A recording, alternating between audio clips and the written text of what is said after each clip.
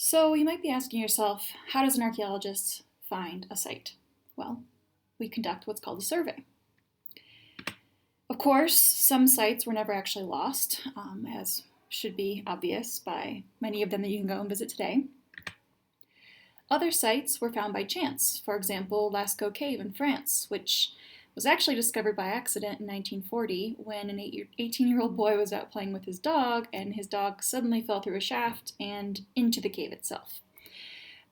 You unfortunately can no longer visit the actual cave. It closed in the 1960s, I believe, but there is an exact replica of it very close by the location of it that you can go and visit and tour.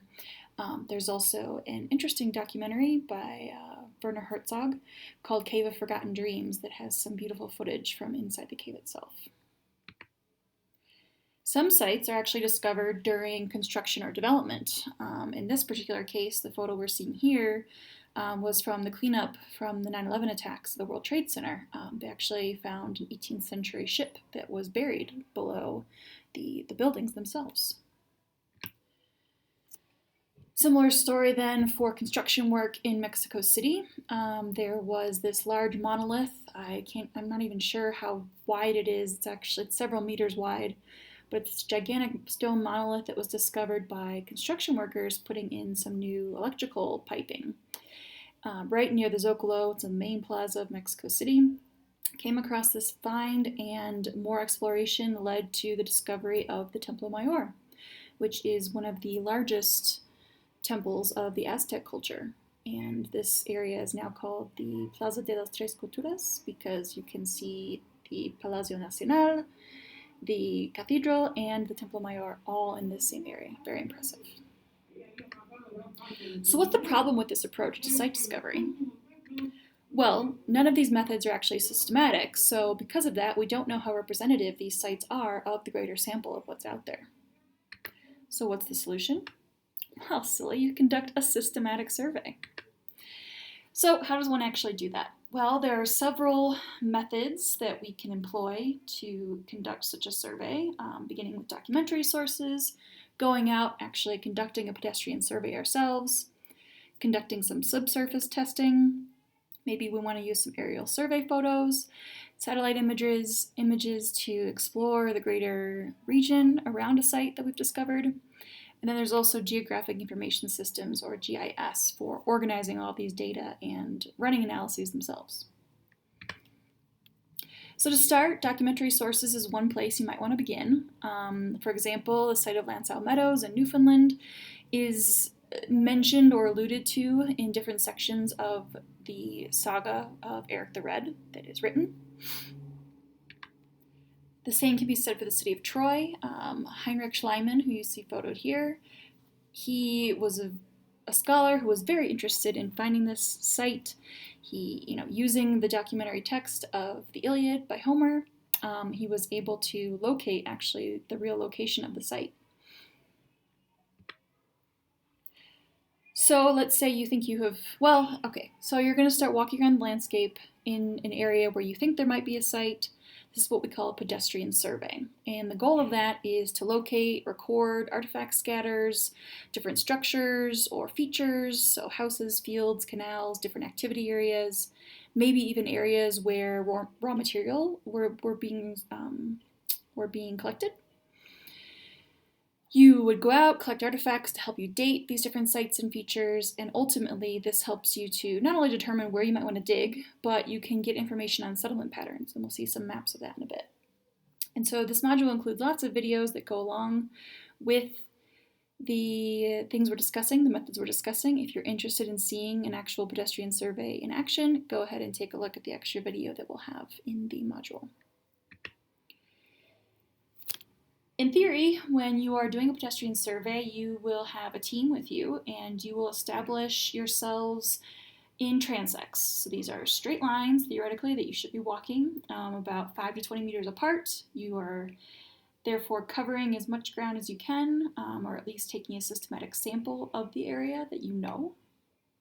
You have your head down, you're swiveling, you're looking around for different artifacts. Maybe you're calling things out as you see them, putting the pin flags as you see here. And when you start to see that you're in a cluster, you're seeing a lot of things occurring right in the same area, maybe you're on a site and you can start mapping that in. However, things get a little more complicated depending on the environment in which you're working. So not all these areas are nice open landscapes that you're going to be walking around in. There might be a lot of ground cover. For example, you're walking through cornfields, or the site that I worked at in Michoacan, you really could hardly see anything on the ground itself. And without the LIDAR data, which I'll explain in a bit, our work would have progressed so much slower. There's also a big difference in the time of year that you're conducting a survey, so the rainy versus the dry season. These are some photos from Mexico. It makes a huge difference in your visibility. Of course, working during the rainy season can also bring other hazards to the field work and making progress in that way. Locating sites themselves, sometimes they're very obvious in the landscape, like you can see the temple mound that we see in the upper right photo here. However, the photo on the bottom left also is a former mound, at least, that was looted. So originally would have had more of this mound sort of structure, but was looted by people since pre-Hispanic times. There are also occurrences when archaeological sites, maybe rock art in particular, could be hidden from view. So you need to really be out there exploring the landscape and investigating as best you can. Now what about this? Do we think that this is an archaeological site? Well, obviously it would help if we could go and actually look at what's on the ground there. And I suspect that it is. And what we actually call this is a palimpsest. And so this happens a lot, here in Arizona, these desert environments, because maybe an area was occupied over a long period of time. So several different layers of what are probably lithics, so flake stone material that have accumulated. But once that finer sand that's in between those layers kind of gets blown or eroded away, it becomes sort of deflated on top of each other. So instead of multiple different occupations, it might just look like one giant site that was occupied for a whole long period of time. In this case, it's really important to remember that not all ways of life are equally visible on the surface, and they can be deceiving if you are trained like you are becoming in this class. Along that same train of thought, what here you might think is just, a nondescript natural landscape is in fact a pyramid on your right-hand side. You are standing here from the perspective of the photo on a raised platform walkway, and there's a plaza down below on your left. So this is actually right near the site of Teotihuacan in central Mexico. Well, you have maybe found a cluster of artifacts, some sort of raw material resource zone, and you want to map where it is. Well, GPS is very handy for that. There are handheld units nowadays that allow you to record very accurately where things are occurring in the landscape, or your phone can even be very effective at times, depending on the coverage in the area where you're working. Now, once you've conducted your survey, you can get some very interesting maps. So this is actually the map of the Malpaso Valley in Zacatecas, Mexico, which is where my research is located.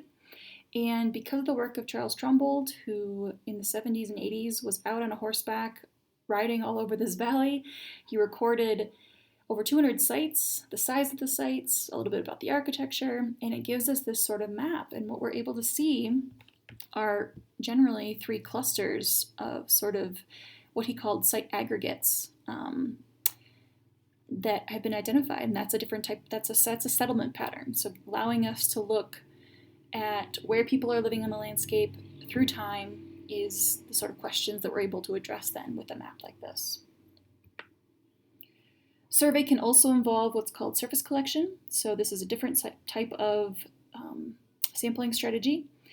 You might put some random dots onto your map and decide that wherever those dots are, you're going to take what looks like 5 by 5 meter square area, examine and collect any kind of artifacts that you see on the surface, and with that sort of information, what you're able to then create map-wise is this sort of density map. So this is looking at the number of sherds per unit. So each of these red dots represents one of those survey collection areas.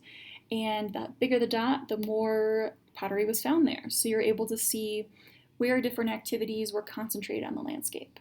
And so this is for one monumental site in central Mexico, COYOLXAUHQUI. and the team from ASU. Now you could also use that same approach and scale up to an entire region. So now each dot represents a site itself. You can see the number of households, determine in this case the size of the dot, and that allows us to look at these density maps, again looking at population shifting on the landscape over time and space is the sort of questions that you're able to address with these data. So let's say you know you're in a site and you want to see what's below the surface. Well, you might decide to do some coring, which is what you see in the upper right photo. This allows you to take a little snapshot of what's going on below the ground, or maybe you don't know for sure where you want to dig yet, and you're going to do a sequence of test pits. So these are 1x1 telephone booths that we sometimes call them. You're looking to see if there's any features below. Maybe you already have one feature, you want to see how far it goes, and then you can decide how much of the feature you want to excavate. Other subsurface testing involves what we call geophysical techniques, and so I'll walk you through a few of these very quickly. The first is what we call ground penetrating radar, and it works just like it sounds. You are dragging this machine that you see him using here across the landscape along transects. So this is a set map that you would have gridded out ahead of time. You know where you are within space. You are dragging this machine along the ground, and as it's moving, it is shooting a radar down into the ground. And so once it goes into the ground and hits some sort of hardened surface or a buried feature, it's going to bounce back up, and the machine will record that depth based on the time it takes for the radar to go down, hit it, and come back up. And so what you're seeing on the left there are some images of the sorts of results you can get from this particular method. Another geophysical technique is called magnetometry, and this allows you to measure the magnetic variations in the ground that might actually be caused by buried archaeological features. So you can see her here on the right. She is again walking along a transect, holding the machine itself, and it's measuring the magnetic variation in the ground. So the map on the left then is the sort of result that you would get. You can see, even though it's not visible on the ground anymore, there's some sort of semicircular feature here. We're seeing what are called some anomalies, these really dark shapes that are surrounded by an opposite magnetic force. These are the types of areas then that you might want to investigate more with test pits with full-on excavation. Electrical resistivity is yet another technique. Again, walking along a transect with your machine. It has two prongs on it, and it sends an electrical pulse from one pole to the other, and that allows you to measure any kind of differences in the resistivity of the soil itself. So the two maps that you see here are the types of anomalies, again, that you would expect to see if there's anything going on there.